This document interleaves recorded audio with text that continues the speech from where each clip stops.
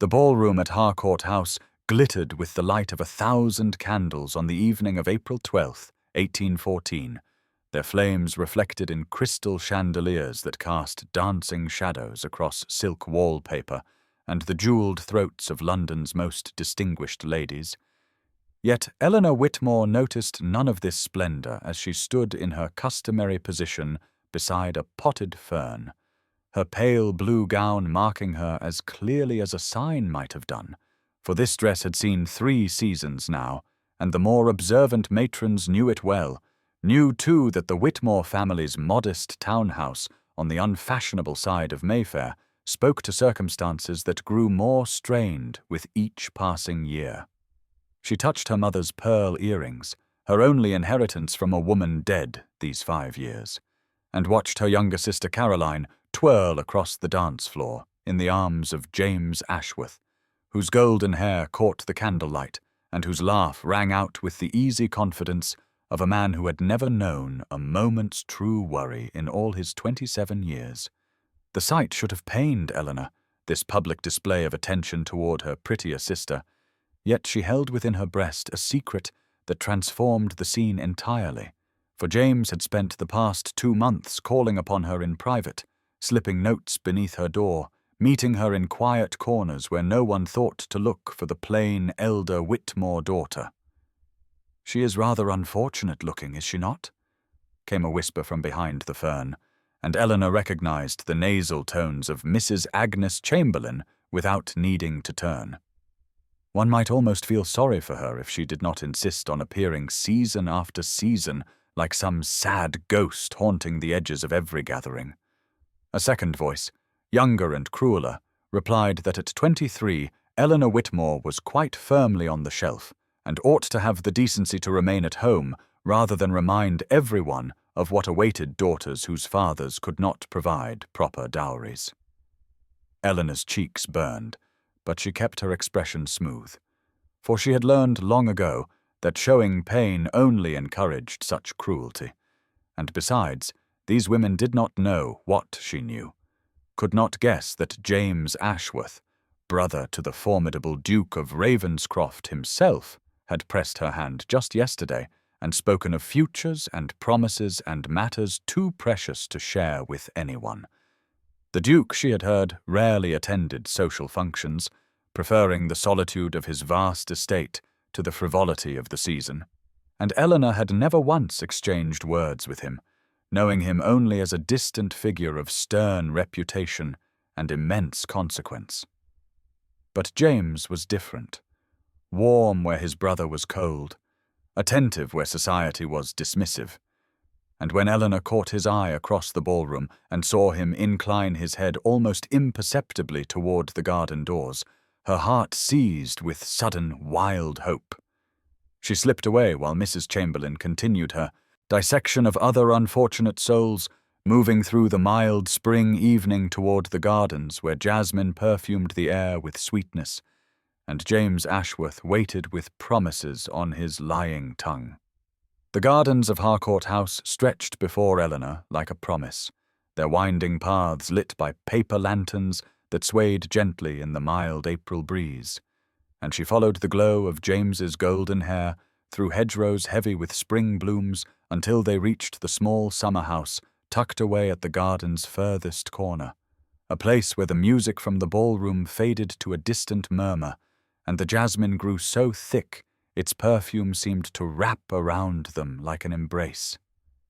"You came," James said,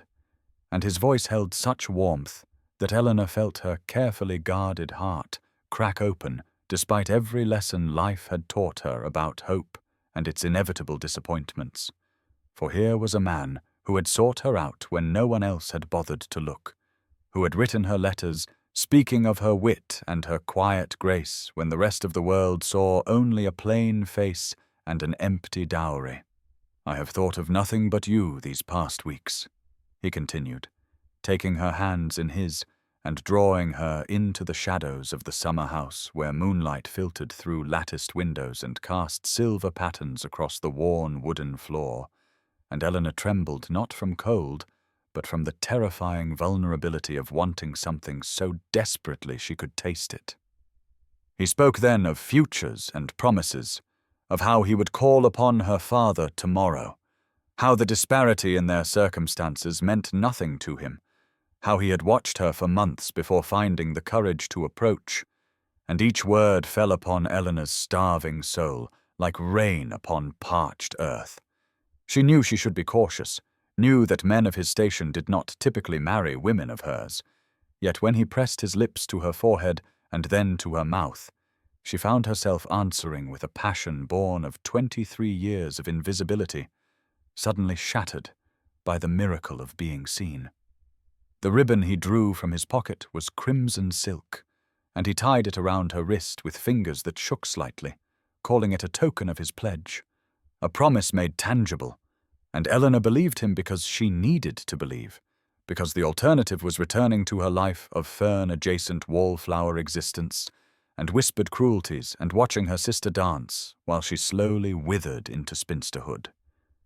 What happened next in the darkness of that summer house was something Eleanor would relive in memory countless times in the weeks to come, the gentleness that became urgency, the promises whispered against her skin, the moment she surrendered everything she had been taught to guard, because James Ashworth had made her feel, for the first time in her life, like someone worth choosing. Afterward, as she straightened her gown and noticed with distant alarm the torn lace on her sleeve that she would need to hide, James kissed her once more and spoke words that sealed her fate. "Tomorrow," he said, "I shall speak with your father first thing, and by week's end all of London will know you are to be my wife." Eleanor walked back to the ballroom alone, the crimson ribbon hidden beneath her glove, jasmine clinging to her hair, believing herself transformed. And now's the time to stop and subscribe to our channel. If you enjoyed this video, don't forget to like it and drop a comment telling us where you're watching from. It's always amazing to see how far these tales travel across the world. Now let's continue. The morning of May 28, 1814, arrived wrapped in grey rain that streaked down the window panes of Eleanor's modest bedroom like tears she refused to shed, and she lay in her narrow bed listening to the persistent rhythm of water against glass, while her stomach churned with the familiar nausea that had plagued her for 2 weeks now, a sickness she could no longer attribute to bad fish or nervous disposition, or any of the other explanations she had desperately constructed in the privacy of her own mind. She pressed her hand flat against her belly, still unchanged to the eye, but harboring a truth that would destroy everything she had ever known, and she thought of James Ashworth, who had not called upon her father the morning after the ball as he had promised, nor the day after that, nor any day in the 6 weeks since he had whispered words of love against her skin in that jasmine-scented summer house.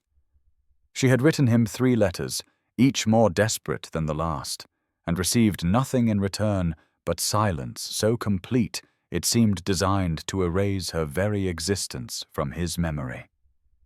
Rising slowly to avoid the worst of the dizziness, Eleanor moved to her dressing table and opened the small drawer where she kept her few treasures, pushing aside a pressed flower and a letter from her dead mother until her fingers found the crimson ribbon James had tied around her wrist, this token of his pledge now mocking her with its cheerful colour amid the grey morning light.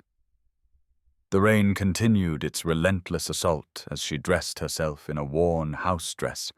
unable to face her maid's curious eyes, and she was sitting by the window watching droplets race each other down the glass when Caroline burst in without knocking, her pretty face animated with gossip she was clearly dying to share. "You will never guess who Margaret Harcourt saw at Lord Pemberton's country gathering last weekend," Caroline announced, throwing herself onto Eleanor's bed with the careless grace of a girl who had never known true trouble, and Eleanor's heart seized in her chest even before her sister continued. James Ashworth, of all people, looking perfectly delightful and dancing with every pretty girl in attendance,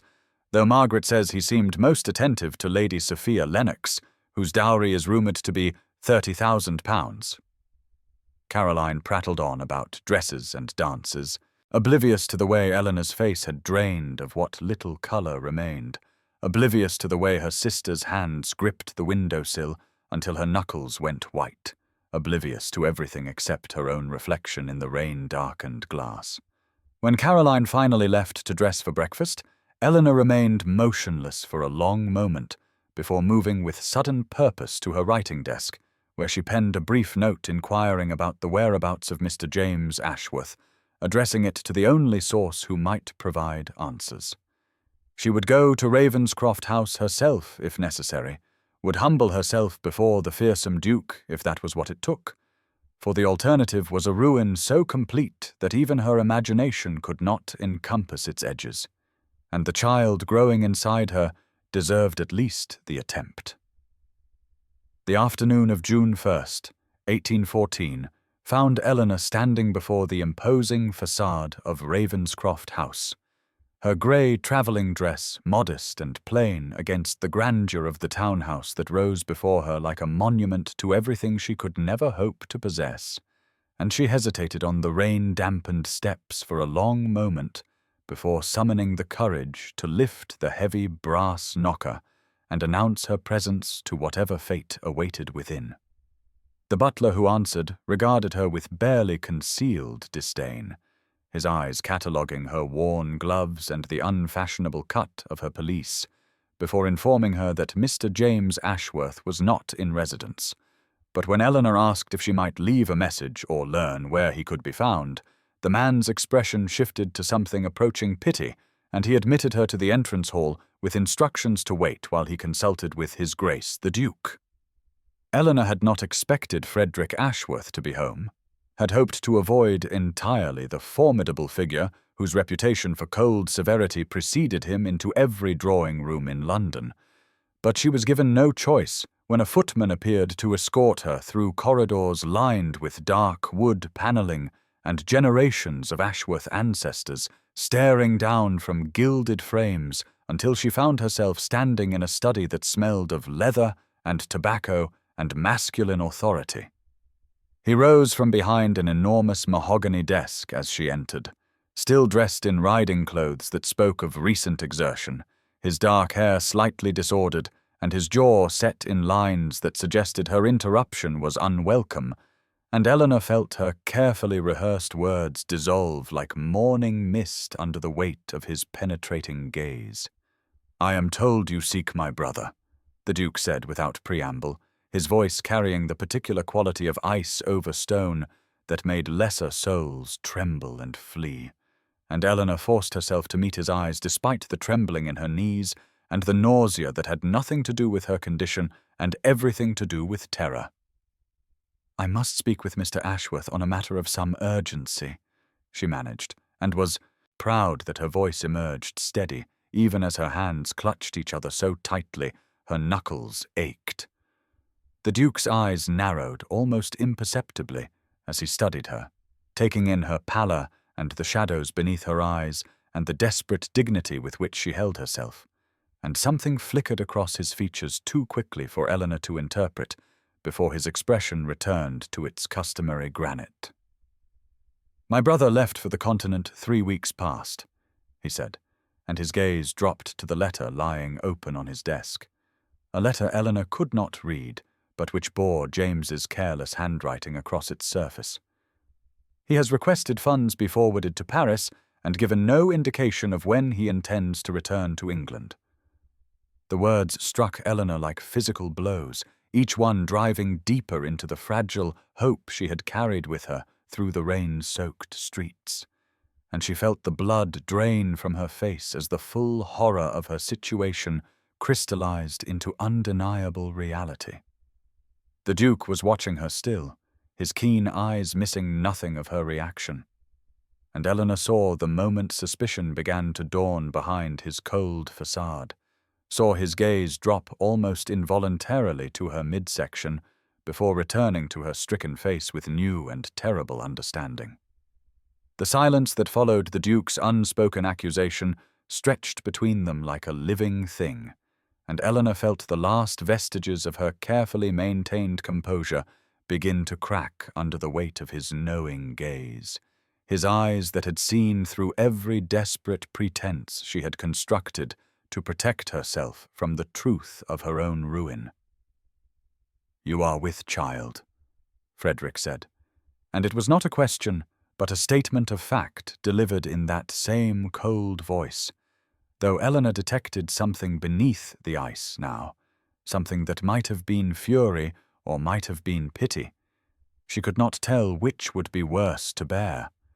She opened her mouth to deny it, to craft some final desperate lie that might preserve what little remained of her dignity. But the words died unspoken when she saw the way he was looking at her, not with the disgust she had expected, but with a terrible understanding that stripped away all possibility of deception. "Yes," she whispered, and the single syllable cost her everything, her reputation, her future, her foolish dreams of love, all of it crumbling to dust in the space of that one damning admission. "Your Grace, your brother promised me marriage. He swore he would speak to my father. He gave me this as a token of his pledge." Her trembling fingers reached into her reticule and withdrew the crimson ribbon, that hateful scrap of silk that had once seemed so romantic, and now served only as evidence of her own stupidity, and she held it out toward the Duke like a penitent offering proof of her sins. Frederick's jaw tightened visibly as he recognized the ribbon, and his hands clenched into fists at his sides, the knuckles going white with the force of whatever emotion he was suppressing behind that granite facade, and when he spoke, his voice had dropped to something low and dangerous that made Eleanor take an involuntary step backward. "My brother," he said, and the words dripped with a contempt so profound it seemed to darken the very air of the study, "has always possessed a remarkable talent for making promises he never intended to keep." Outside the tall windows, thunder rumbled in the distance, the storm that had threatened all day finally gathering strength, and Eleanor felt tears burning behind her eyes, even as she refused to let them fall, refused to give this cold aristocrat the satisfaction of witnessing her complete dissolution. "I did not come here seeking charity," she managed, her voice stronger now, despite everything. "I came seeking only information about Mr. Ashworth's whereabouts, so that I might remind him of his obligations." Frederick studied her for a long moment, something shifting in his expression as he took in her squared shoulders and lifted chin, the dignity she clung to even as her world collapsed around her, and when he finally moved, it was to stride toward the door with sudden purpose. "Wait here," he commanded without looking back, and then he was gone, leaving Eleanor alone in that imposing study with only the approaching thunder and the portraits of disapproving Ashworth ancestors for company, wondering what fresh catastrophe awaited her next. The drawing-room into which a footman escorted Eleanor 30 minutes later was considerably warmer than the study, a fire blazing in the grate despite the season, and she stood before it with her hands extended toward the flames, trying to still the trembling that had overtaken her entire body, while the untouched cup of tea on the side table grew cold, and the storm outside hurled rain against the windows with enticing fury. She did not know what she was waiting for, did not know why the Duke had commanded her to remain when surely the only sensible course was to send her away with whatever pittance might salve his conscience, and she was so lost in her own despairing thoughts that she did not hear the door open behind her until Frederick's voice cut through the silence like a blade. "Miss Whitmore," he said, and she turned to find him standing just inside the doorway, his expression as unreadable as ever, though something had shifted in the set of his shoulders, some decision reached in the 30 minutes of her solitary waiting. "I have considered your situation, and I find there is only one acceptable solution." Eleanor braced herself for whatever charity he meant to offer, already composing the words of dignified refusal that would allow her to retreat with some small shred of pride intact. But nothing could have prepared her for what came next. Nothing in her 23 years of quiet disappointment and careful resignation could have anticipated the words that fell from the Duke of Ravenscroft's lips with all the warmth of a legal pronouncement. "You will marry me," he said, "this evening." And the clock on the mantel chose that precise moment to chime 4 times, each strike echoing through the room like a death knell or perhaps a reprieve. Eleanor could not determine which. "Your Grace," she breathed, certain she had misheard, certain the stress of the day had finally driven her to madness. "I do not understand." Frederick moved further into the room, his posture rigid with the effort of maintaining his composure, and when he spoke again, his voice carried that same quality of ice, though Eleanor thought she detected something beneath it now, something that might have been determination, or might have been resignation to an unpleasant duty. "My brother has dishonored you," he said, "and in doing so has dishonored the Ashworth name, and I will not permit a child of my blood to be born a bastard, regardless of the circumstances of its conception." Before Eleanor could formulate a response, before she could protest or accept or even fully comprehend what was being offered, the drawing-room door burst open to admit a woman of perhaps 60 years, her travelling cloak dripping rainwater onto the carpet, and her sharp eyes taking in the scene before her with immediate and uncomfortable understanding. "Frederick," Lady Beatrice Ashworth announced, removing her wet gloves with brisk efficiency, "I received your message and came at once, and I see the situation is precisely as dire as you suggested." She turned her penetrating gaze upon Eleanor, assessing her from head to toe, before nodding once with grim satisfaction. "She has good bones and a sensible expression," Lady Beatrice declared, "and she has not fainted or become hysterical, which speaks well of her character. The marriage should proceed tonight." The private chapel at Ravenscroft House stood at the far end of the east wing, a small sanctuary of stone and stained glass that had witnessed generations of Ashworth christenings and funerals and marriages, though Eleanor doubted any previous bride had come to this altar in quite such circumstances, wearing a wrinkled grey travelling dress and carrying the weight of scandal in her womb. The rain continued its relentless assault against the ancient windows, each gust of wind sending rivulets of water cascading down the coloured glass like tears shed by the saints depicted there, and Eleanor thought it fitting that even heaven seemed to weep at this mockery of matrimony. Lady Beatrice had done what she could in the 4 hours since the proposal, procuring a simple veil of antique lace and a spray of white roses from the hothouse, but nothing could disguise the truth of what this ceremony represented. A transaction born of necessity rather than affection. A bargain struck to preserve honour and protect an innocent child from the cruelty of illegitimacy. The elderly chaplain who stood before the altar had served the Ashworth family for 40 years, and if he harboured any opinions about being roused from his evening meal to perform such an irregular service, his weathered face betrayed nothing of it.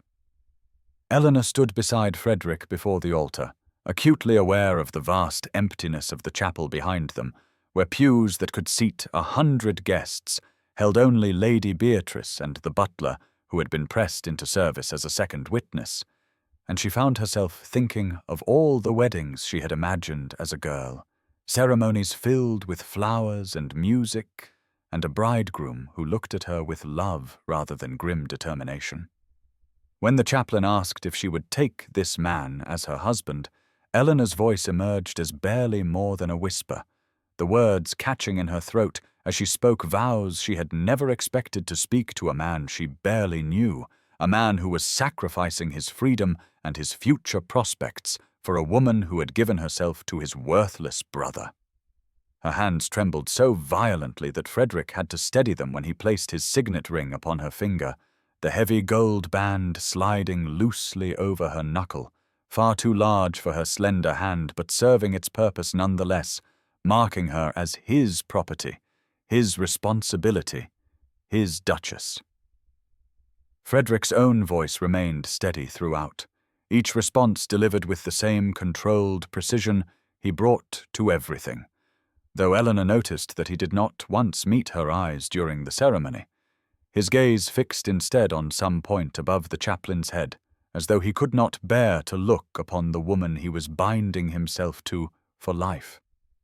When the chaplain pronounced them man and wife, there was no kiss to seal the union,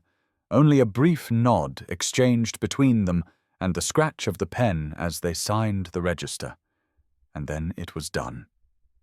Eleanor Whitmore had become Eleanor Ashworth, Duchess of Ravenscroft, and as she stood in that cold chapel with rain lashing the windows and her husband already turning away, she had never felt more alone in her entire life. The Duchess's chambers had been decorated in shades of blue silk and cream damask, elegant appointments chosen by some previous Duchess of Ravenscroft, whose taste Eleanor could not fault even as she stood in the center of the room, feeling like an intruder in another woman's sanctuary. The borrowed nightgown from Lady Beatrice hanging loosely on her frame, and her hair unbound for the first time since girlhood, falling past her shoulders in waves she had always considered too plain to be beautiful.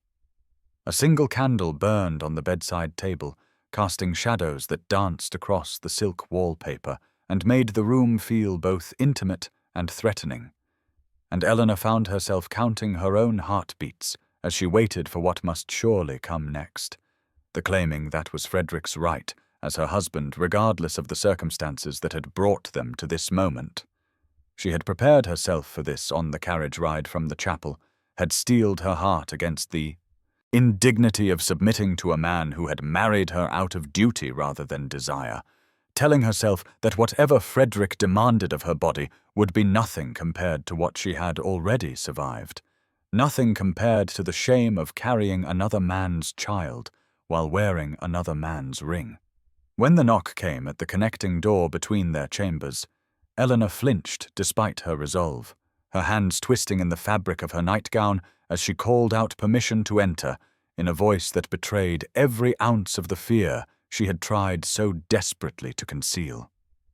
Frederick stepped through the doorway, and Eleanor noticed immediately that something was different about him. His cravat loosened and his coat removed, the first signs of informality she had witnessed from a man who seemed to wear his rigid propriety like armor against the world. He did not approach the bed where Eleanor had positioned herself like a sacrifice upon an altar, instead remaining near the door with his hands clasped behind his back and his expression unreadable in the flickering candlelight. "Your Grace," Eleanor began, but Frederick raised one hand to silence her, and when he spoke his voice carried none of the coldness she had come to expect,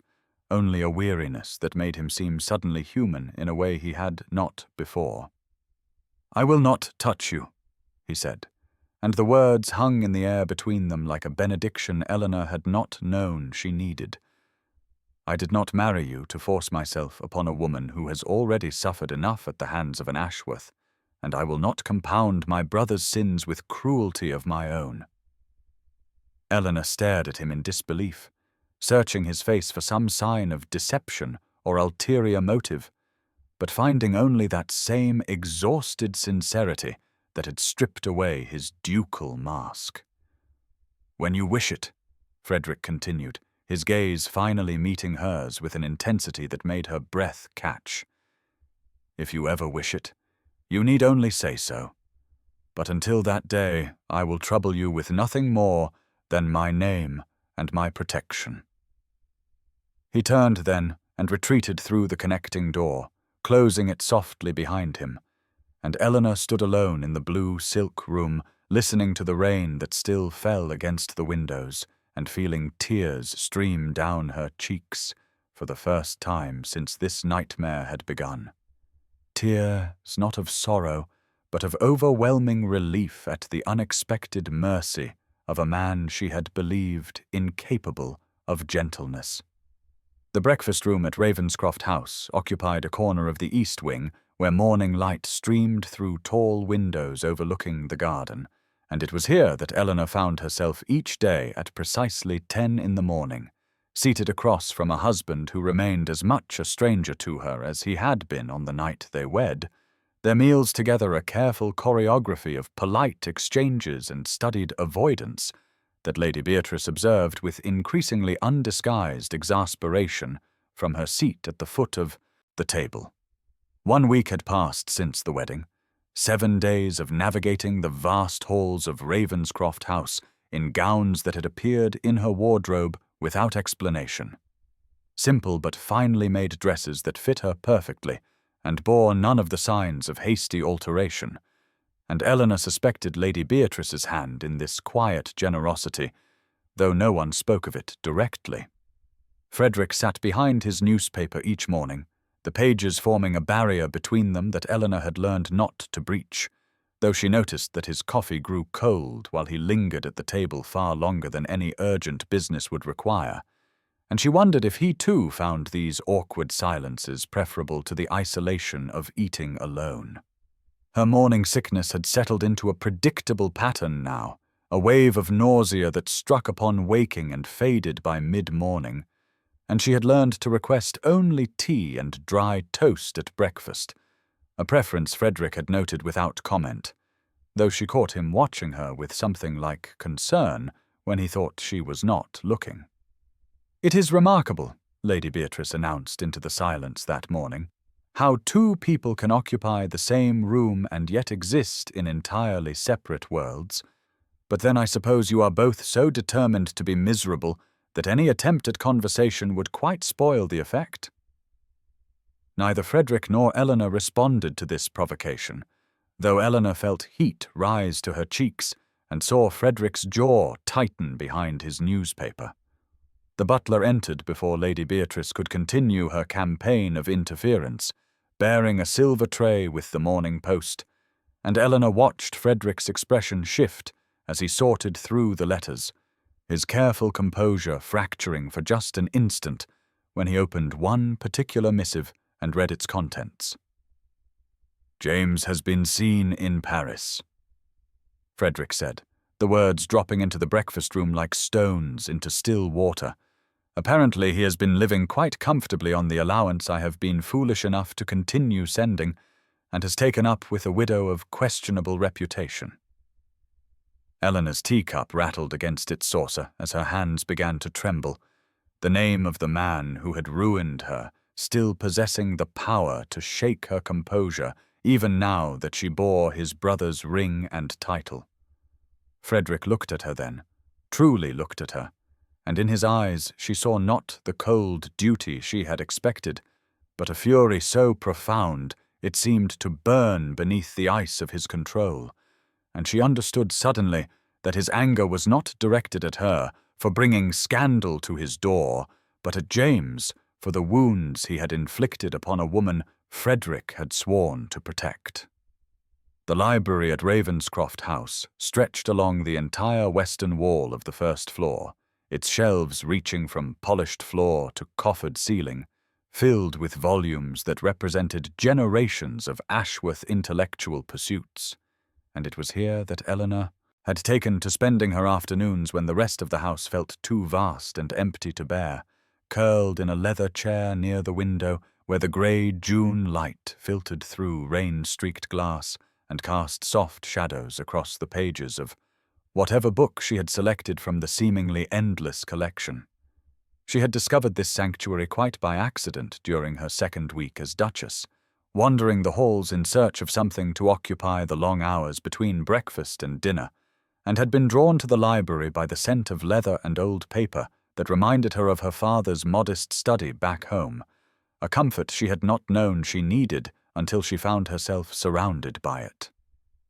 On this particular afternoon, June 22nd by her count, Eleanor had pulled a slim volume of poetry from a shelf near the fireplace, drawn by the gold lettering on the spine that spelled out verses she had loved since girlhood, and she had become so absorbed in the familiar words that she did not hear the door open or notice Frederick's presence until his shadow fell across her page.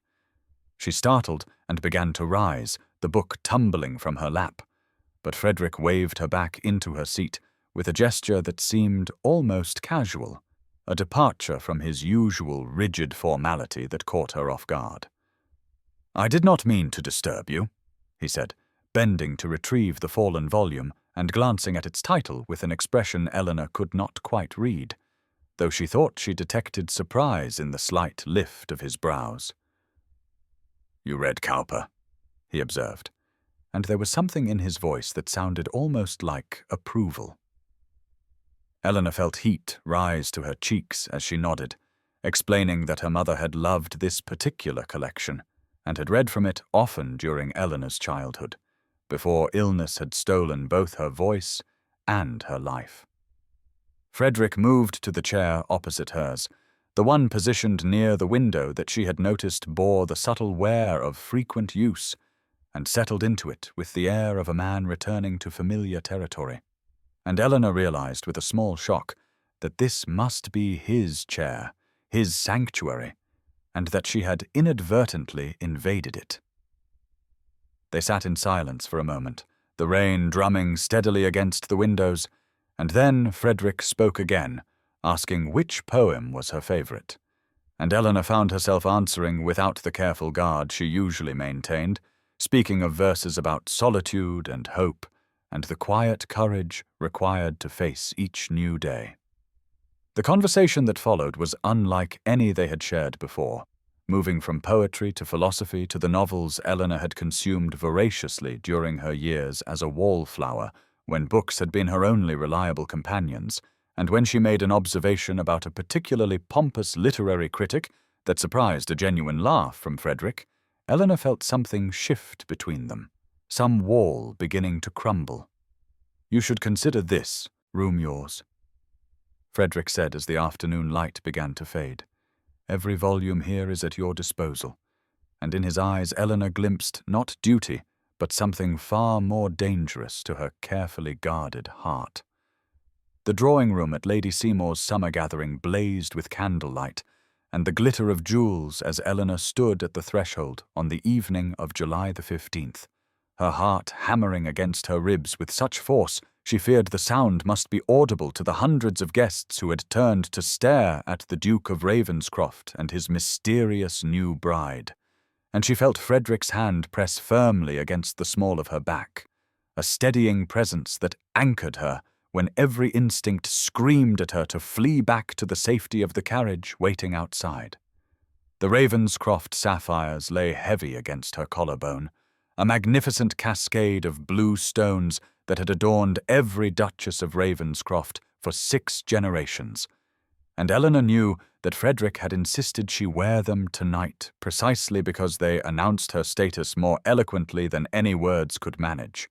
a silent declaration that she belonged at his side regardless of what whispers might suggest otherwise. She could hear those whispers already, hissing through the crowd like wind through dry leaves, fragments of speculation that reached her ears despite the practiced smiles and curtsies of those who approached to offer congratulations on her sudden elevation. "Such a hasty marriage,"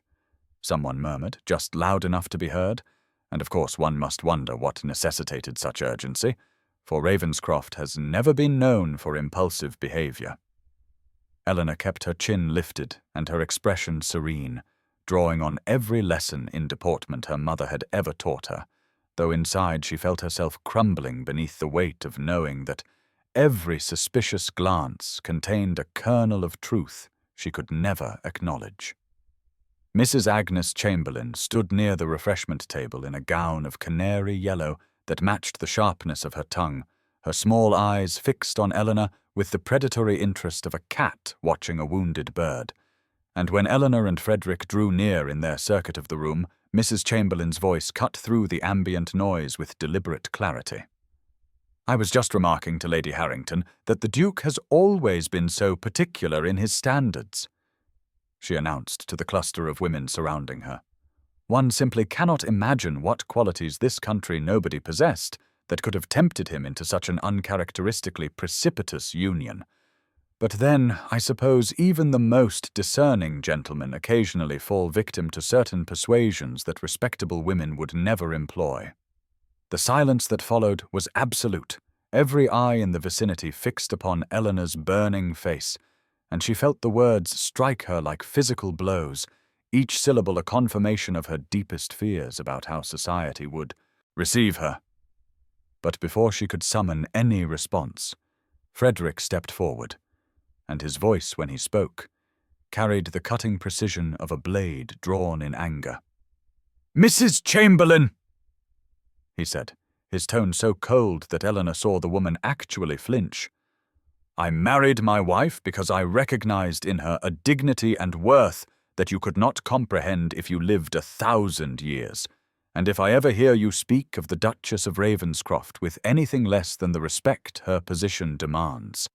you will find yourself unwelcome in every house of consequence in England. And that is not a threat, but a promise from a man who has never made one he did not keep." The carriage lurched into motion as they departed Lady Seymour's gathering, and Eleanor sat in the velvet darkness with her hands clasped tightly in her lap, still trembling from the confrontation she had witnessed, still hearing the echo of Frederick's voice as he had dismantled Mrs. Chamberlain with words sharper than any blade. And she found herself stealing glances at the man seated across from her, his profile illuminated in fleeting flashes as the carriage passed beneath the gas lamps of Mayfair, his expression unreadable, yet somehow different from the cold mask he had worn for the entirety of their acquaintance. The sapphires at her throat felt impossibly heavy now, weighted with meaning she was only beginning to understand. And when Frederick spoke, his voice was quieter than she had ever heard it, stripped of the commanding authority that usually characterized his every utterance. "I apologize if my response to Mrs. Chamberlain caused you discomfort," he said, though there was no apology in his tone, only a weary acknowledgment. "But I find I cannot tolerate cruelty directed at those who do not deserve it, particularly from those whose own conduct would not bear close examination." Eleanor shook her head, wanting to tell him that she had not been discomfited, but rather astonished, moved in ways she could not articulate, and she heard herself asking why he had defended her with such ferocity when he owed her nothing beyond the protection of his name and the provision of his household.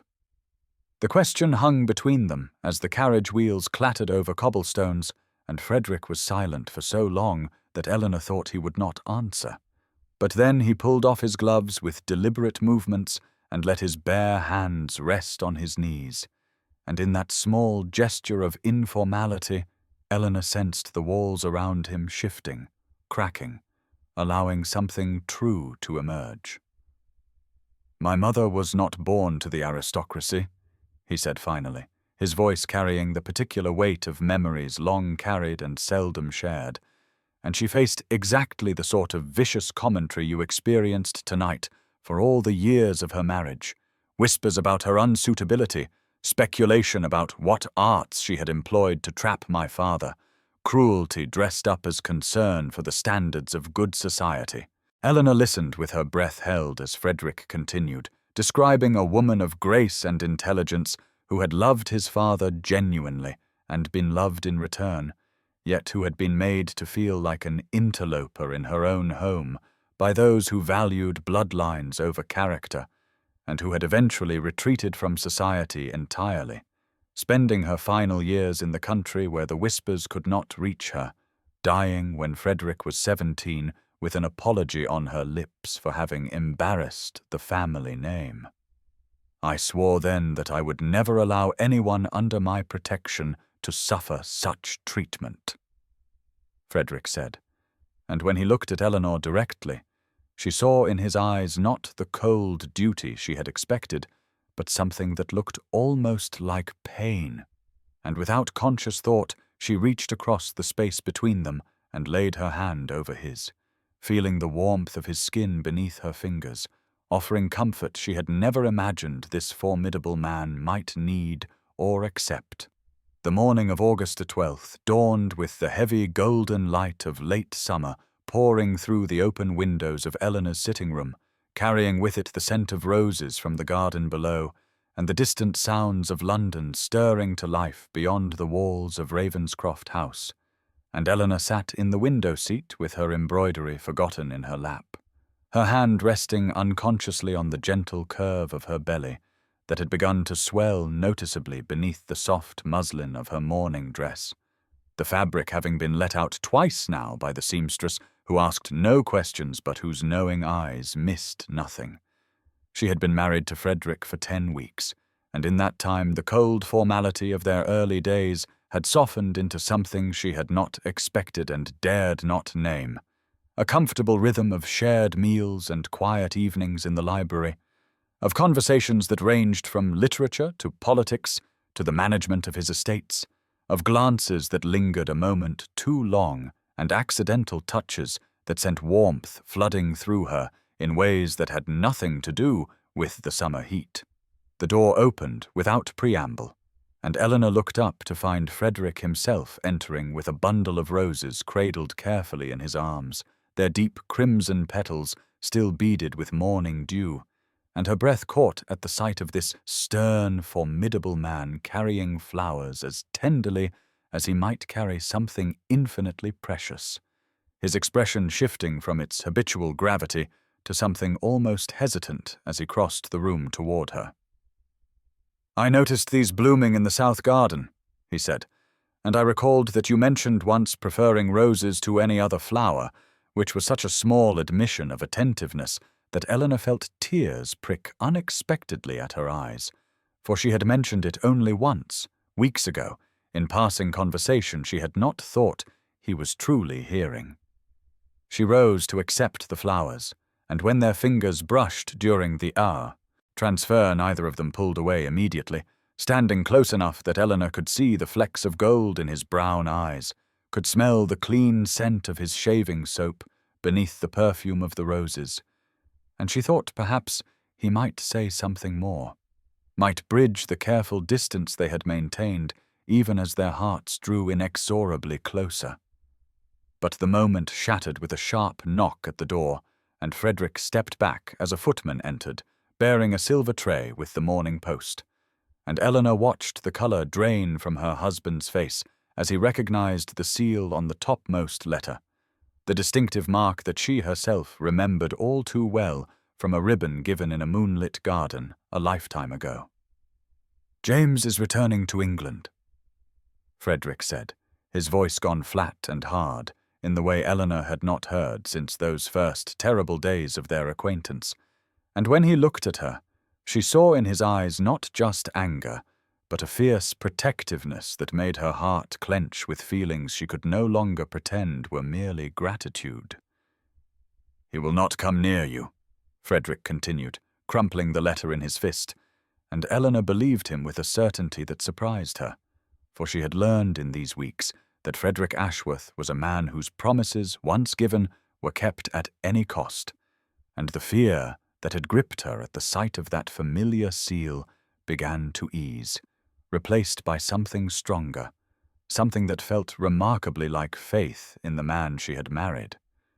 The afternoon sun slanted through the tall windows of Frederick's study on August the 15th, casting long shadows across the Persian carpet and illuminating the tension that had settled over Ravenscroft House like a gathering storm, and Eleanor sat in the leather chair by the fireplace, watching her husband pace before his desk with the coiled energy of a man barely containing violence, his jaw set in that hard line she had come to recognize as the precursor to either cold fury or devastating silence, and she had just opened her mouth to suggest they send word to the solicitor when the study door burst open without warning or announcement, and James Ashworth strode into the room as though he owned it, as though he had not fled to the continent, leaving destruction in his wake, as though the world owed him welcome regardless of his sins. Eleanor's breath seized in her chest at the sight of him, this man she had once believed she loved, now tanned and healthy from his travels, his golden hair artfully dishevelled, his smile carrying that same easy charm that had once made her believe in promises whispered in moonlit gardens, and she felt nothing but a cold clarity as she watched him survey the room with the casual arrogance of someone who had never faced true consequences for anything in his privileged life. Frederick had gone utterly still, a stillness more terrifying than any movement, and when he spoke his voice was so controlled that Eleanor could hear the murder beneath each precisely articulated word as he asked his brother what possible reason he could have for showing his face in this house. James laughed, actually laughed, and spread his hands in a gesture of wounded innocence as he explained that he had heard the most delicious rumor in Paris about his serious older brother marrying some country nobody in scandalous haste, and he simply had to return to see if it could possibly be true. And his eyes slid to Eleanor with an assessment that made her skin crawl, taking in her altered figure, her fine dress, the Ravenscroft ring on her finger, and his smile sharpened into something ugly as he offered his congratulations on landing so neatly on her feet. Frederick moved so fast that Eleanor barely saw it, crossing the distance between them and seizing James by the throat, slamming him against the bookcase with enough force to send leather volumes tumbling to the floor, and Eleanor was on her feet without conscious decision, her voice cutting through the violent tableau as she called Frederick's name with a steadiness she did not feel, and when he turned to look at her, she saw the struggle in his eyes between the man he wanted to be and the brother's blood he wanted to spill. "He is not worth destroying yourself," Eleanor said, holding his gaze, and she watched Frederick's hands slowly unclench from James's throat, watched him step back with visible effort, and in that moment she understood that her husband needed her as much as she had ever needed him, that their marriage born of scandal and duty had become something neither of them had expected, something worth protecting from the casual cruelty of the man now gasping for breath against the bookcase. James straightened his cravat with deliberate insolence, his eyes moving between Frederick and Eleanor with the calculating assessment of a man who had always talked his way out of consequences. And when he spoke, his voice carried that familiar, honeyed charm, now edged with something harder, as he observed that his brother had certainly moved quickly to claim what James had sampled first. A vulgarity so shocking that Eleanor felt the words like a physical blow, even as Frederick's hands clenched at his sides with the visible effort of restraint. "You will not speak of her that way," Frederick said, each word bitten off with the precision of a man holding murder in check by the thinnest thread. And James merely laughed again, pushing himself away from the bookcase and adjusting his coat as though they were discussing nothing more significant than the weather, explaining that he had come to request his quarterly allowance be increased, given that his expenses on the continent had been rather higher than anticipated, and surely Frederick would not begrudge his own brother a few additional comforts when he had so clearly acquired such unexpected domestic comforts of his own. Eleanor watched this exchange with a clarity she had not possessed 4 months ago, seeing now what she had been too desperate and lonely to recognize then. The complete absence of conscience behind those handsome features, the way James moved through the world taking what he wanted with no thought for the wreckage he left behind. And she understood finally that his promises in the garden had meant nothing to him, had been merely the words necessary to obtain what he desired from a woman foolish enough to believe them. "She is my wife," Frederick said, "and the child she carries will bear my name and inherit my title, and you will acknowledge her as the Duchess of Ravenscroft, or you will leave this house and never return."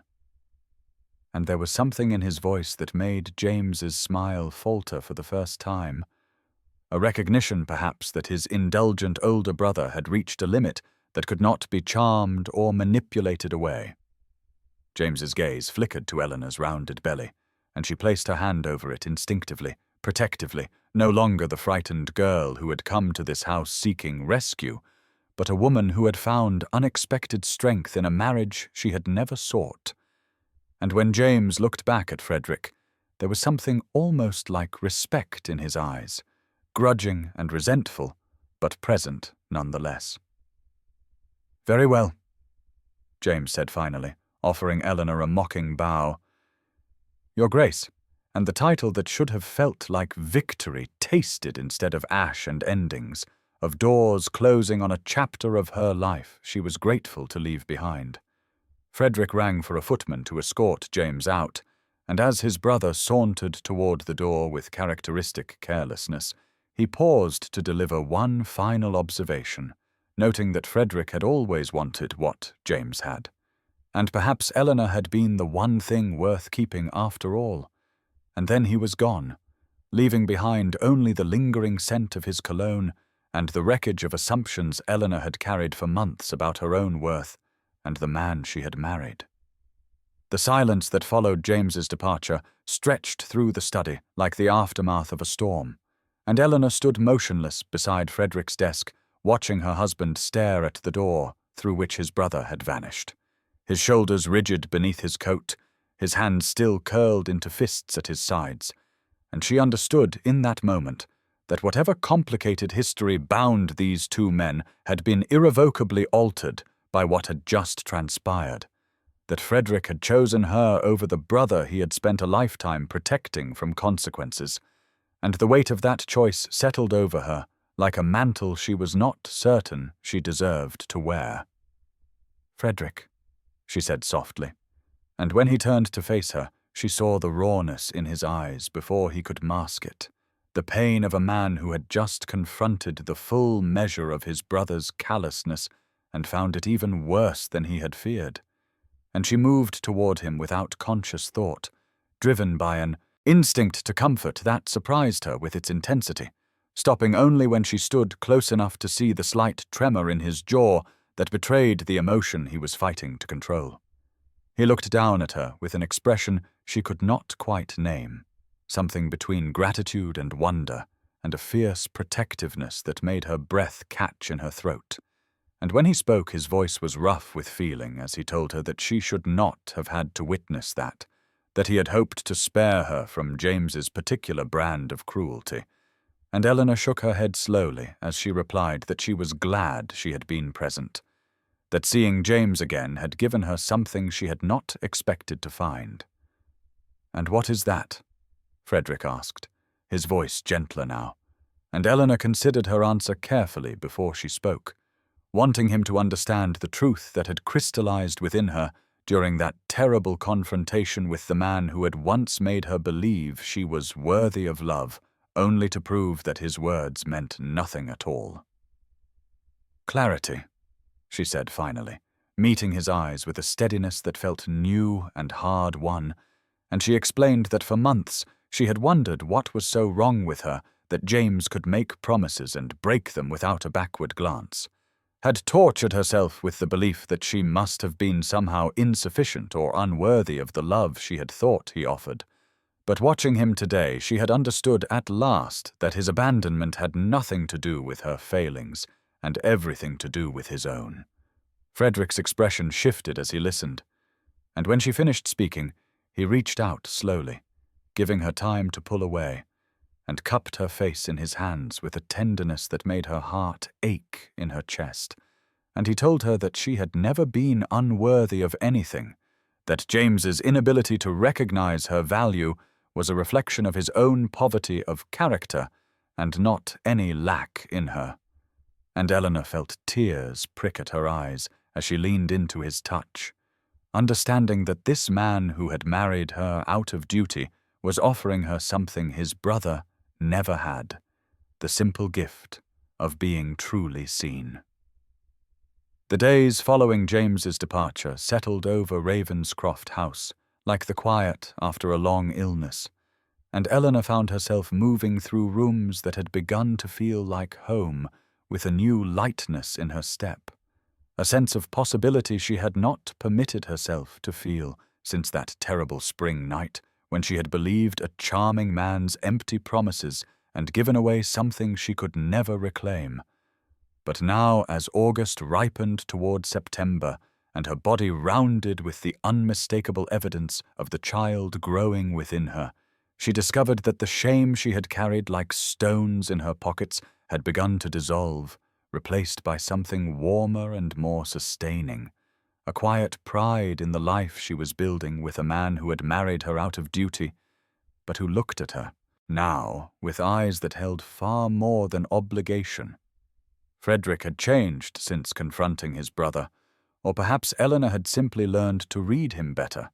to see past the stern facade he presented to the world and recognize the tender heart he protected so fiercely beneath. And she noticed now how he sought her company in small ways throughout each day, appearing in her sitting room with questions about household matters that surely did not require her input, lingering over breakfast until she finished her tea, suggesting evening walks in the garden when the summer heat had faded to something bearable. Lady Beatrice observed these developments with barely concealed satisfaction, her sharp eyes missing nothing as she watched her nephew orbit his wife like a planet drawn inexorably toward the sun. And one afternoon, when Frederick had excused himself to meet with his solicitor, she settled beside Eleanor on the drawing-room settee and declared that she had never seen her nephew so thoroughly undone, that the infamous Ravenscroft composure had finally met its match in a country gentleman's daughter who had somehow accomplished what a decade of society beauties had failed to achieve. Eleanor felt heat rise to her cheeks at these words, protesting that Frederick had married her only because honor demanded it,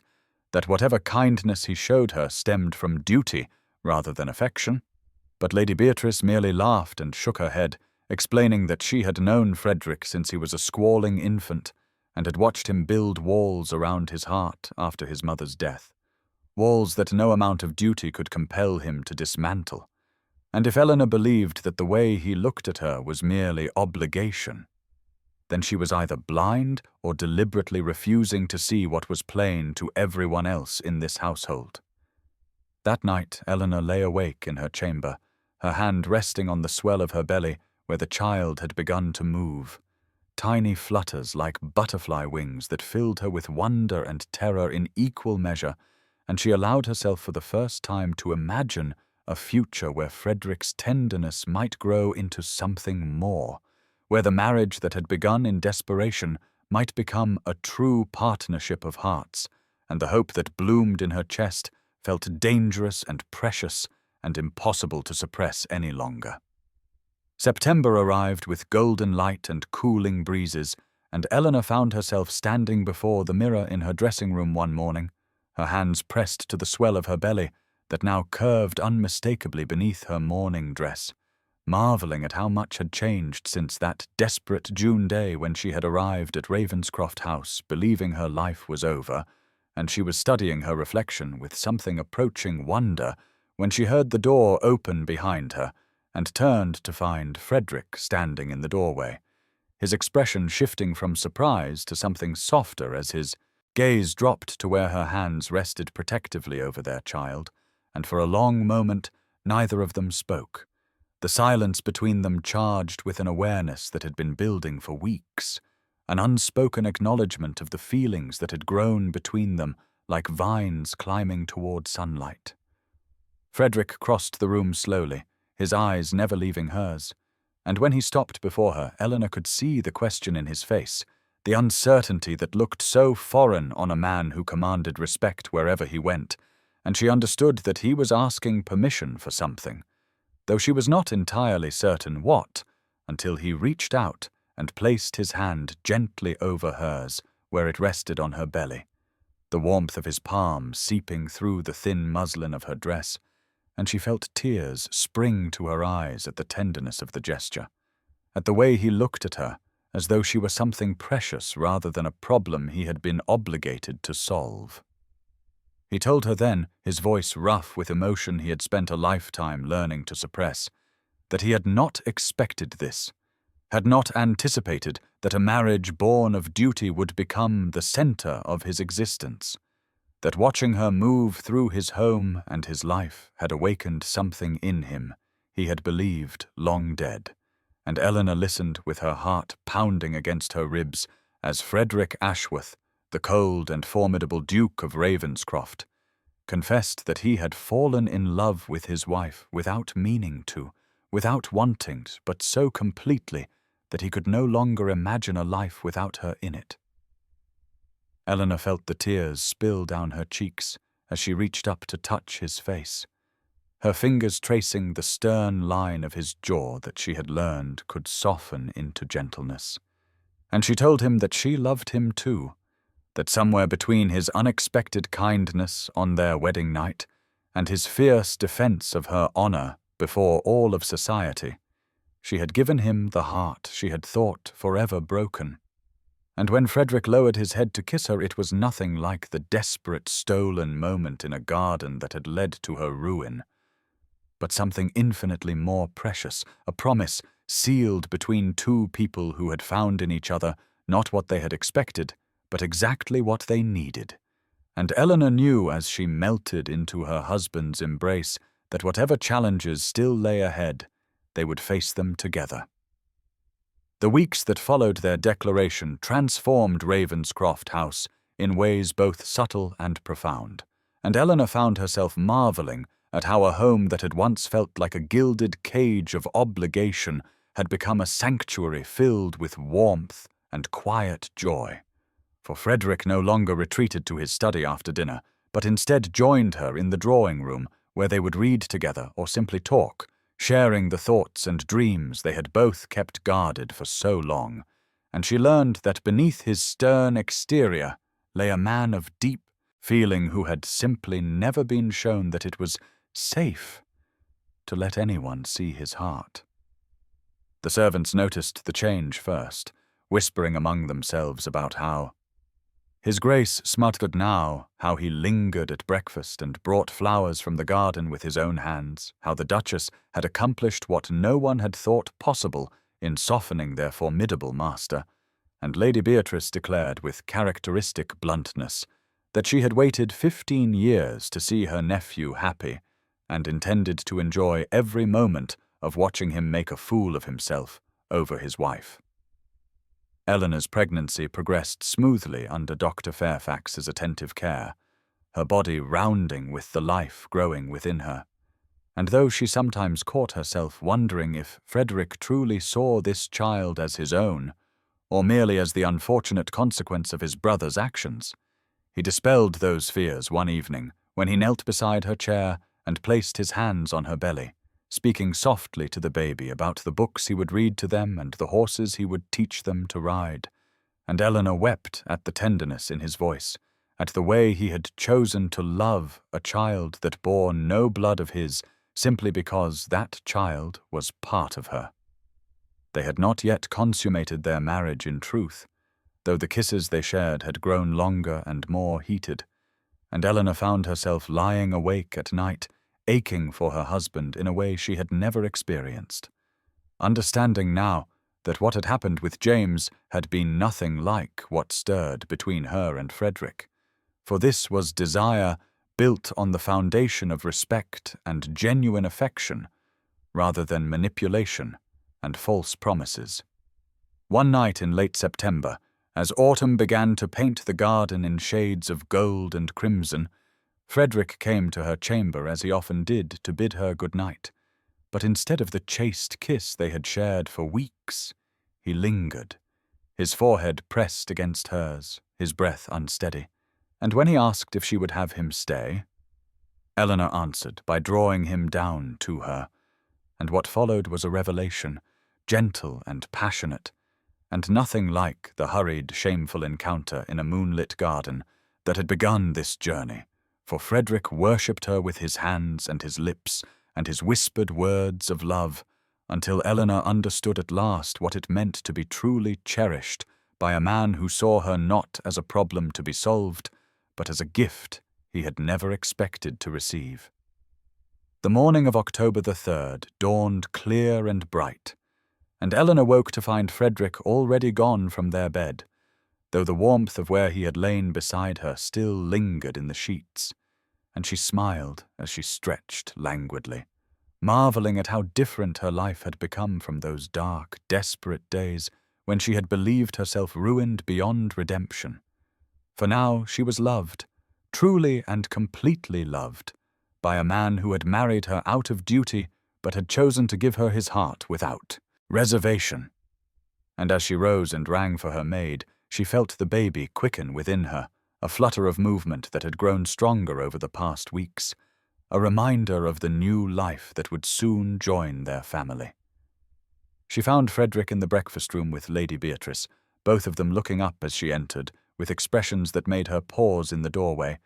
and it was Lady Beatrice who spoke first, her sharp eyes softening with something like maternal pride as she announced that she had just been telling Frederick it was high time they hosted a proper ball to introduce the Duchess of Ravenscroft to society on their own terms, not skulking into other people's gatherings, but commanding their own stage, where Eleanor could shine as she deserved. And though Eleanor felt a flutter of nervousness at the prospect, she saw Frederick watching her with such confidence in his gaze that she found herself agreeing before she could think of reasons to refuse. The weeks that followed were filled with preparations that consumed the household, with Lady Beatrice directing the chaos like a general marshalling troops, while Eleanor found herself consulted on every detail, from the flowers to the music to the menu, and she realized with dawning wonder that she was being treated not as an obligation to be managed, but as the true mistress of this great house, her opinions valued and her preferences honored. And when she mentioned this to Frederick one evening as they sat together in the library, he looked at her with genuine confusion and asked why she would expect anything else, for she was his wife and his partner and the mother of his child, and her word in this house was second only to his own. The night of the ball arrived with Eleanor dressed in a gown of deep emerald green that Lady Beatrice had insisted upon, declaring that it was time the new Duchess stopped hiding in pastels and claimed the attention she deserved. And as Eleanor descended the grand staircase to where Frederick waited, resplendent in black evening clothes, she saw his breath catch and his eyes darken with an admiration that made her cheeks flush with pleasure. And when he took her hand and pressed a kiss to her gloved fingers before leading her into the ballroom, where 200 of society's most influential members waited to judge her, Eleanor felt not fear, but a fierce, triumphant joy, for she knew that whatever whispers might follow her through that glittering crowd, she had already won the only prize that mattered.